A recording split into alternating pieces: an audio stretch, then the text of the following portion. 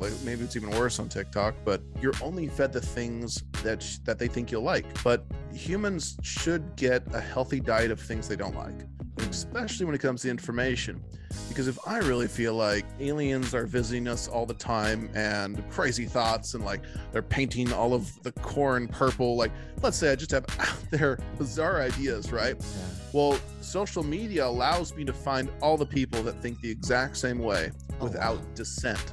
Jeez. And so basically we create these echo chambers, and I picked a really crazy topic, but there are things that are really meaningful. And when people don't get a healthy diet of dissent of their own perspective, they're inclined to think more strongly and more confidently about what is perhaps flawed perspectives. Hello.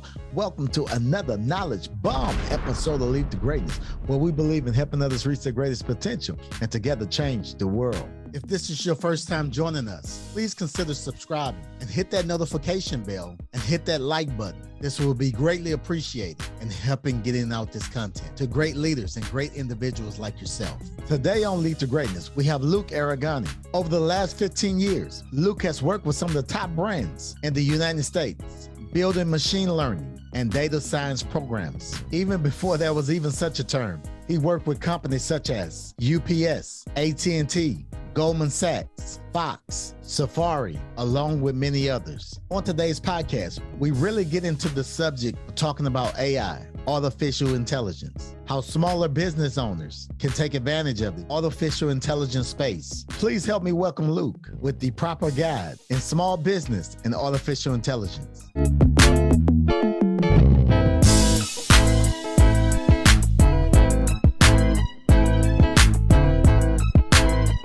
Cedric Francis, and you're listening to Lead to Greatness. Hey everyone, my name is Luke, and I've been working in AI and machine learning for probably close to about 15 years now. And I kind of got into it right after high school. I was working at a real estate company, and I was delivering eviction notices.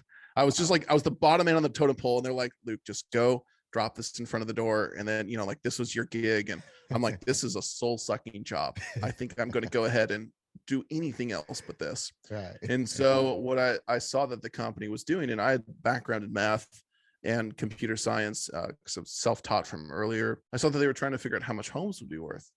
So trying to basically, these humans would figure out like, this is what this house here, like this is kind of around Zillow or pre-Zillow time.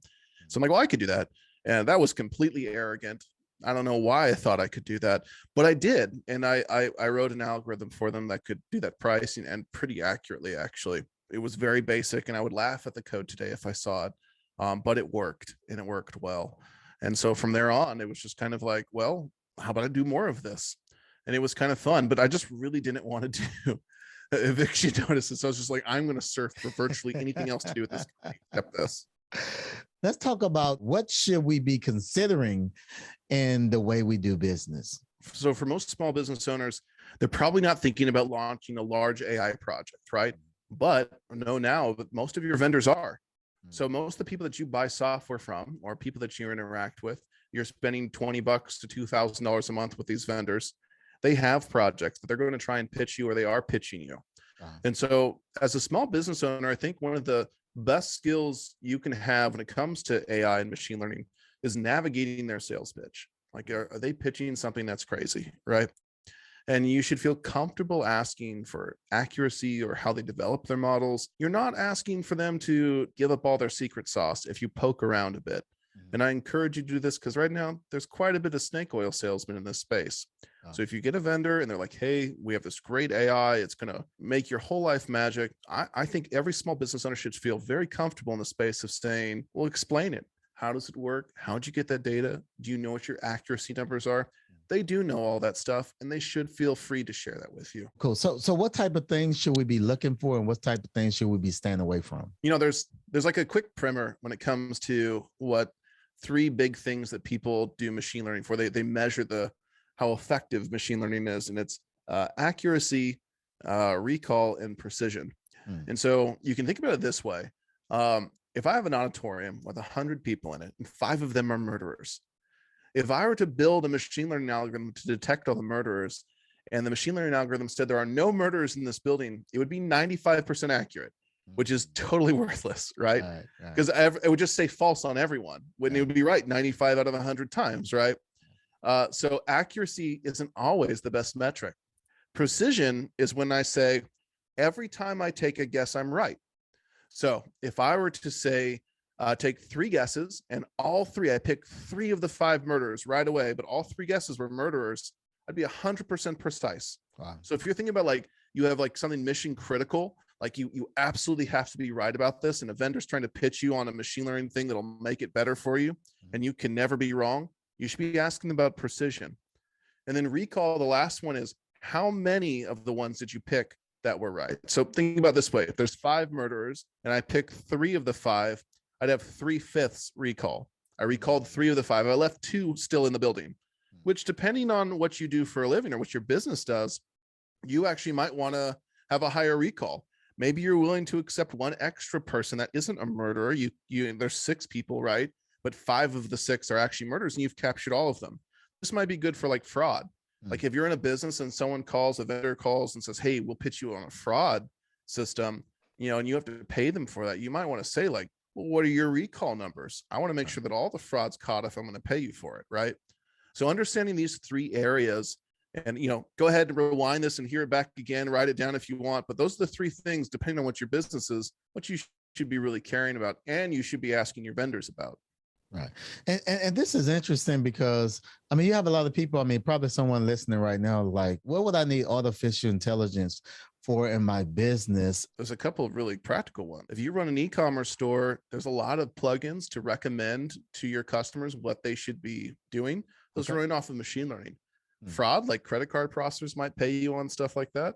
Leads, if someone says, hey, we have a great thing that'll narrow down all of your leads, it's AI that'll go from 10,000 leads to 50 you should call this week. Like, that's AI that they're pitching to you. They don't really have people doing that. You should ask them how they're eliminating the other 950. So I would say, out of lead gen, like the marketing side, interface side with how these vendor plugins interact with your customers, like what emails they want to send out and things like that. And then finally, on the operational side, like credit card processing and fraud and any kind of admin work AI, where it's like, we can read your emails and tell you which emails you should listen to. Like, that stuff, that's all AI, and you should be wary of. Wow. Companies like Facebook and, companies like Amazon, and some of the companies that I see you worked with, like UPS, you worked with AT&T, Goldman Sachs, and several others. So the AI projects, what were some of the things that they were benefiting from? So all of them have different goals, right? Okay. And you'd be shocked to hear how wide these goals are. Like AT&T, what they really wanted to do was never have a hire fire event. They didn't want to have to hire people all the time. They didn't want to fire anyone either. Wow. So they really wanted AI to figure out, how can we shuffle people so that the right people always end up in the right spot. So maybe someone's not a good fit for this team, but they have 100,000 employees. Maybe the same person would just kill it on a different team. And so their whole AI was around reducing the very expensive process of hiring or firing someone. So like, it's not always about finance. It's not always about like trying to predict stock markets or anything crazy. Sometimes it's practical and humanitarian. It's like, it's expensive to bring new people on and let people go. How do we minimize that cost? Interesting. I never thought of AI in that way. Give us another one. This is good. What's another example? We'll talk about like, here's a good company, Stryker Medical. So if you've gotten any kind of like surgery done where they had to use any kind of like power hardware, we'll call it, like a saw on you, in that situation, they probably use Stryker equipment. They're like the leading manufacturers of this, right? And so what they want to know is, when are these devices going to fail? So if you're under, the device won't fail in the middle of an operation. And so predicting that, they actually take measurements across the whole device. And then we read these voltage readings. We basically build a model and we spit back and say, this device has a 80% or 90% chance of failing in the next 30 days. Why don't we just send you a whole new one? So there's things like this that you aren't even thinking about, right? But AI is in the operating theater, right? AI is there making sure that when he pulls the trigger, she pulls the trigger to perform surgery on you, it always fires, it always operates to 99% type standards. What is the future AI in technology? I think so. Something that's kind of an artifact of living in this year and this time is, we have huge social circles and we're more antisocial than we've ever been. right? Like you basically have 10,000 friends on Facebook, right? Yeah. I'm following 1,500 people on Instagram, right? And so while my network gets bigger, I actually have less connection with everyone. It's almost like you take the same bucket that was meant for 20 people in my tribe, and now I have to spread it across 1,000. And sometimes people aren't really good at that, right? Like I'm not good at that. I think AI in the next 10 years is going to have a real meaningful way on how we interact with people, because it'll help read all these signals we get. Say, hey, this post is for you. Not because it's going to sell you anything, but it's like, this is someone that they're talking about something that's part of your world and you know this person. Or it'll read all of your emails and actually really be able to parse through and say, these are the important topics. Or Bill is stressed about X thing because the last 25 emails, text messages, and Zoom calls you did with them is showing elevated levels of stress on the words they're using. I think AI is going to help augment our big social circles to make them more manageable and make deeper connections with the people we care about. I was thinking about our youth. What are some of the disadvantages you think AI are doing to us as human beings? So I think one of the worst things is you see social media using AI for was essentially an echo chamber. And it's not meant to be an evil thing. It's meant to be, hey, how about you go on your news feed on Facebook or on Instagram or even TikTok, right? Like maybe it's even worse on TikTok, but you're only fed the things that they think you'll like. But humans should get a healthy diet of things they don't like, and especially when it comes to information. Because if I really feel like aliens are visiting us all the time and putting babies into cows and crazy thoughts, and like they're painting all of the corn purple, like let's say I just have out there bizarre ideas, right? Yeah. Well, social media allows me to find all the people that think the exact same way without dissent. Jeez. And so basically we create these echo chambers, and I've picked a really crazy topic, but there are things that are really meaningful, things that we all really care about, that are far more tangible, that have real impact. And when people don't get a healthy diet of dissent, of their own perspective, they're inclined to think more strongly and more confidently about what is perhaps flawed perspectives. People's identities are getting really tied up into basically how their algorithm picks. I think some of the ways that people can avoid this is not make really important decisions around what you ingest from social media. So like, for instance, you might be getting signal from somewhere that, I don't want to get too political, but there's a lot of stuff on vaccines one way or the other, right? Yeah. You might get your signal on vaccines from social media. And I encourage you, no matter what it says, not to follow it, right? Don't, like, you can read it. It's entertainment, just like the picture of your friend's dog is on social media. But like, I'm going to tell you, no doctor is making decisions off of the same place where you can get dog pictures. Like, there's medical journals that they're open that people can go and review. And there are medical journals and documentation that shows a variety of perspectives, and you can go and test them. So I would say, don't shirk traditional paths of knowledge for what might feel like it's easy to ingest, or basically forgo the simple lie and go ahead and seek that more complicated truth. And Luke, I mean, I like the way that the conversation went, because I believe this is the thing. Because, for example, you are in it. You are in the Gulf. You've been in the Gulf for 15 years. I mean, so for you, your children, your family, I mean, you know how to separate from this because you know what's going on behind the scenes. But people like myself don't know that. So it's like, just that information of knowing what's going on behind the scenes. I believe if we don't have any thought of what's going on behind the scenes, I mean, we can really go down this rabbit hole into locations and places and mind spaces that we may not even want to be or wasn't even supposed to be in, based on, situations like that. Yeah, I think one of the easiest ways to try and distill down, if your others are thinking like, how do I make sense of what this algorithm's picking for me?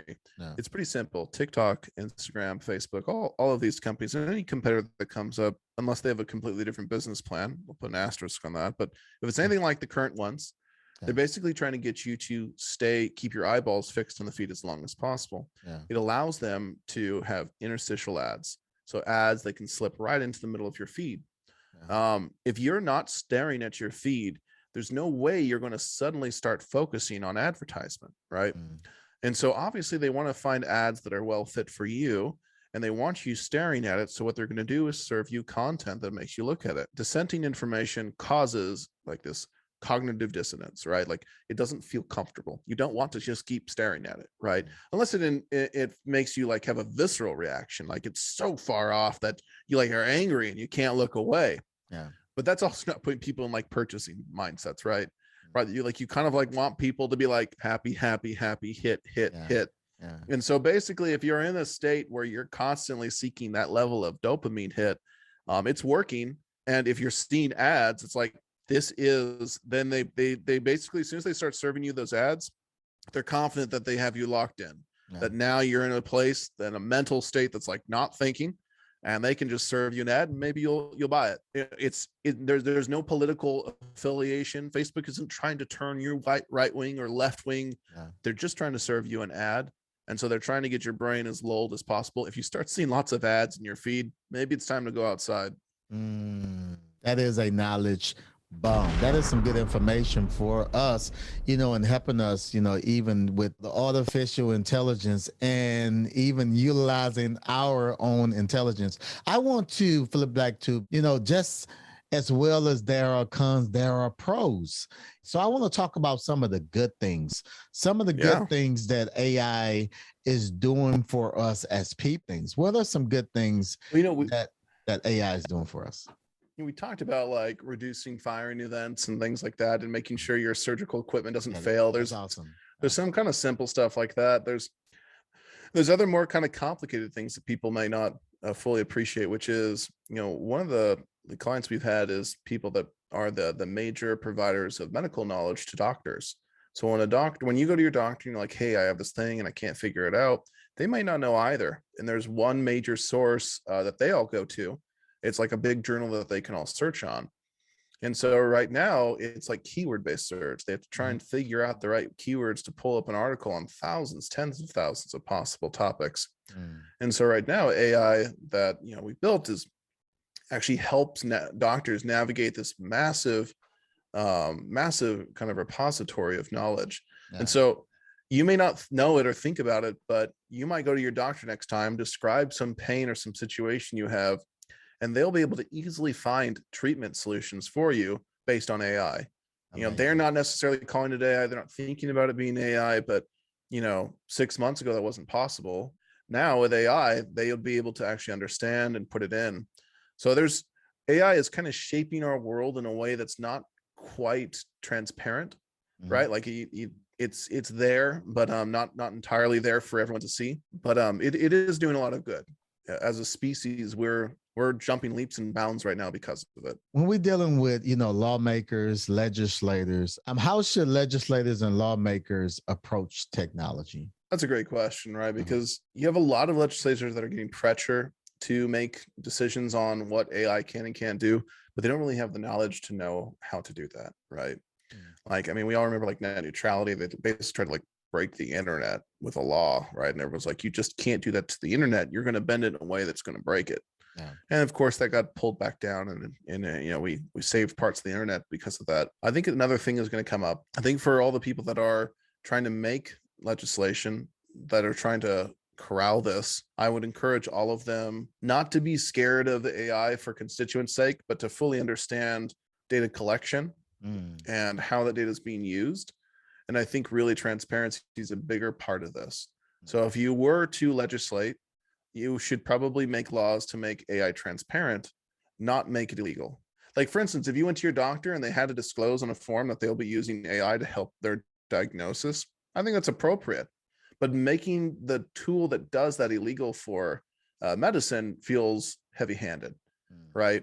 And so I'm all for you going to Amazon and having to click a box that says, hey, by the way, we're tracking your history, we're tracking what you buy, and these things right here below are picked based on your purchase history. Right? It's not curated by a human. No one knows you or cares about you. And I think that that's okay. I don't mind living in a society that delineates in a very clear and concise way. Surgeon General's warning on cigarettes level clear. Like this is AI that you're about to interact with. And I'm okay with that. Yeah, man, this is so good. This is so amazing. And it's great information, man. You really got my head spinning. I have so So many thoughts, about AI, just and all because we're having this conversation. AI is not something I think about every day. I mean, I don't wake up thinking about AI. I don't drive to work thinking about AI. I don't think about AI when I'm listening to Apple Music, and I don't even think about it. I absolutely do.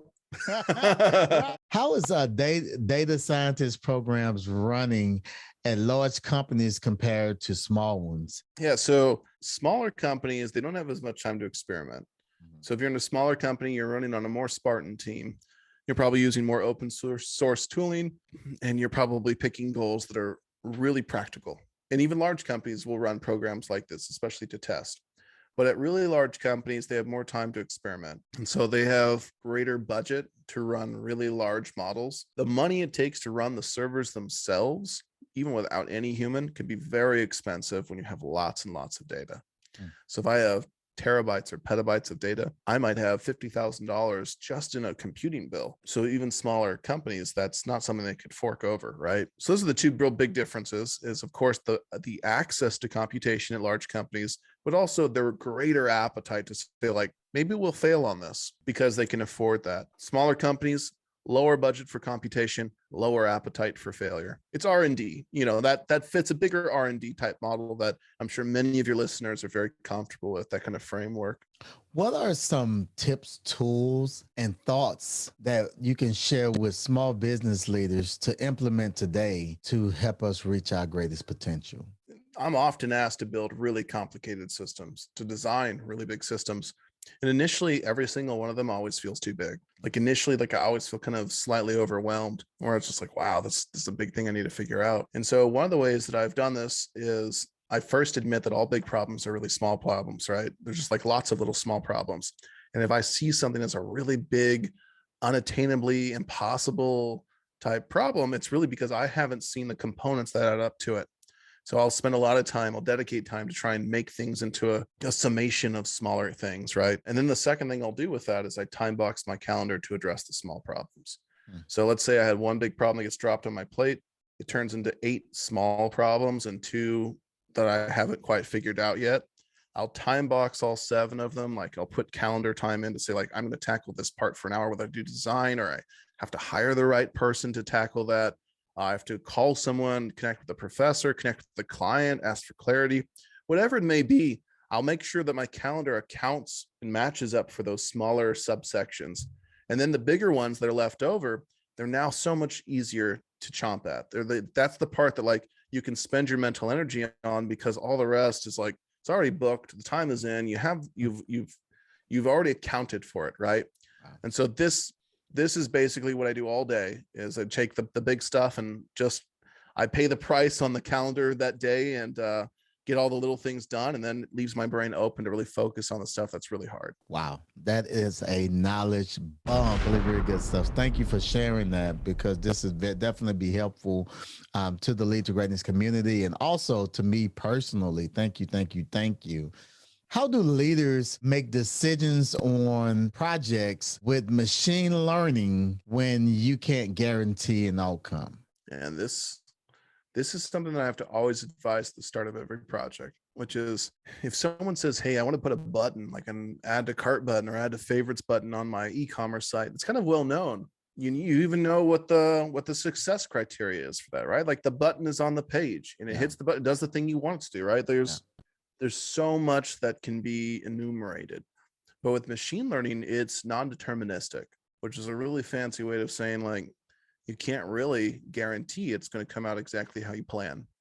So how, as decision makers, do we make these project plans knowing that we can't even enumerate what the end goal is? That's going to be different for every business, but I'll give you some tips, right? Okay. Some big things to look at is what are like tranches of success? Like like you might say like, hey, it needs to be 90% precise. Like, well, what if it was 70% precise? Would it help you?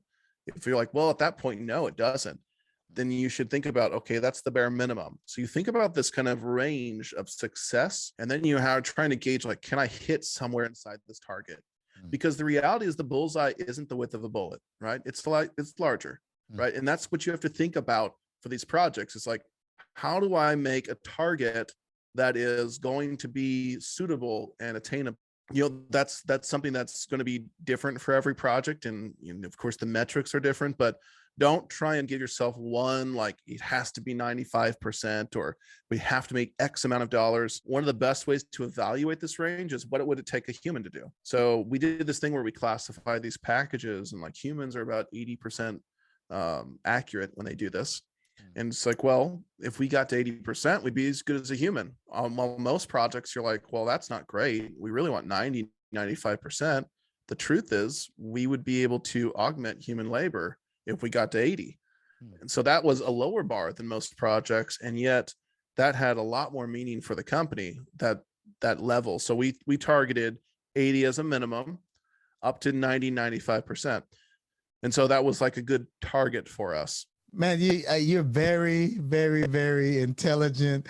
Man, I can tell you're a thinker. You deal with complex things by how you think and what you're saying. Man, it's definitely. Man, we could do a 10-hour podcast on my failures, though, if you'd like.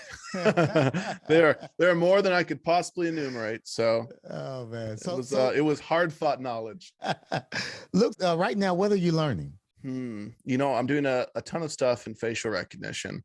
And so what I'm trying to figure out now is how that scales and the ethics around that, right? Like what is my responsibility around being able to recognize faces and things, right? Like what level of disclosure is needed, right? Like what's 1984 and then what's practical, right?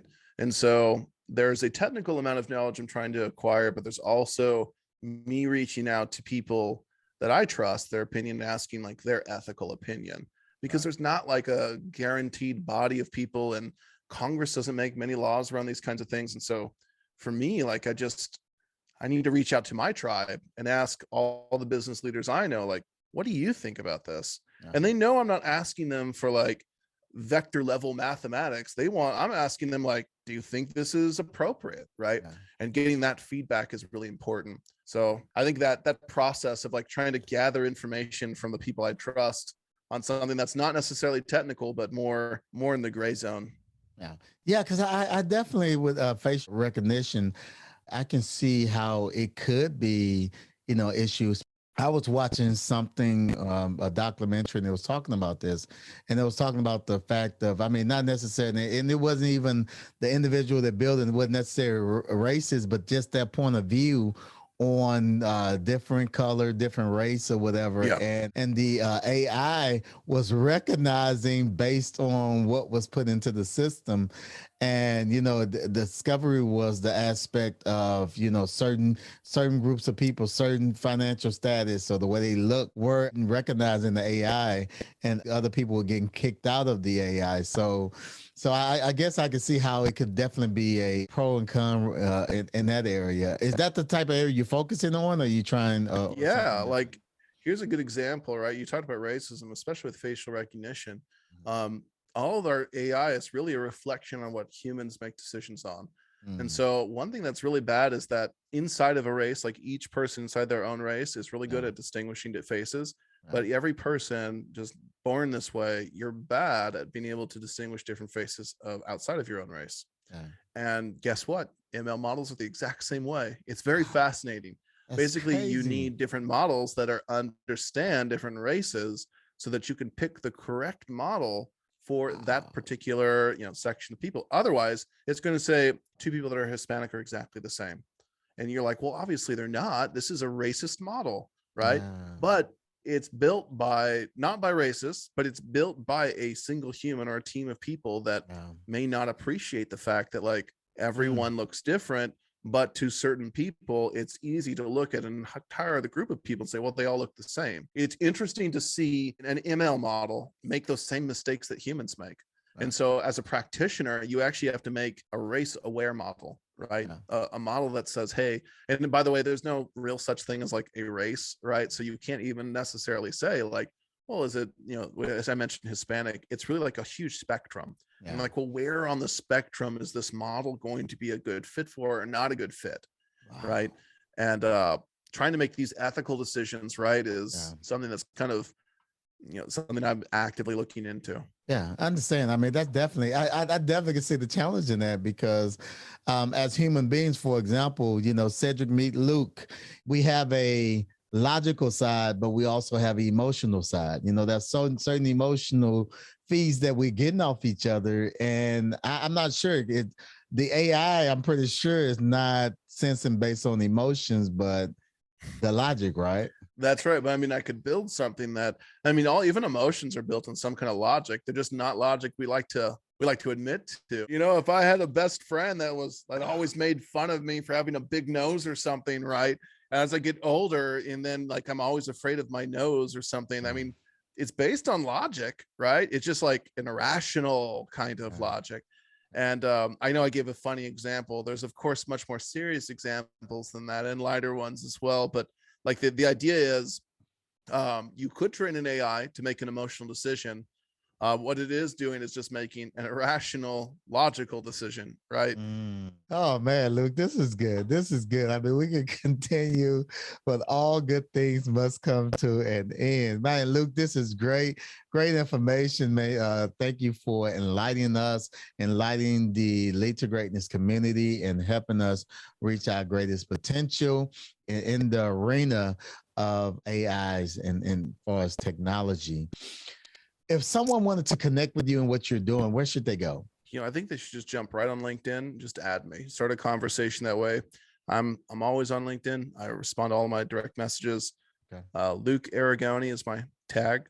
You can go to aricor.com, ARRICOR.com, and you can reach me through like the contact page there as well. On behalf of the Lead to Greatness community, we want to thank you so very much for taking time out of your busy schedule and adding value to us all. I'm happy to be here. Thanks for having me. And don't forget to subscribe to Lead to Greatness if this is your first time. And this podcast was helpful to you, leave a big thumbs up. And also, I want you to check out our Marriage Coach podcast, the podcast with my wife and I. If you're on iTunes, please rate this podcast and leave a review and help get the word out. Again, thank you, Lead to Greatness Nation, for joining us on today. Looking forward to seeing you again on next week. Till then, remember, if you help others reach their greatest potential, together we can change the world. Peace. We out.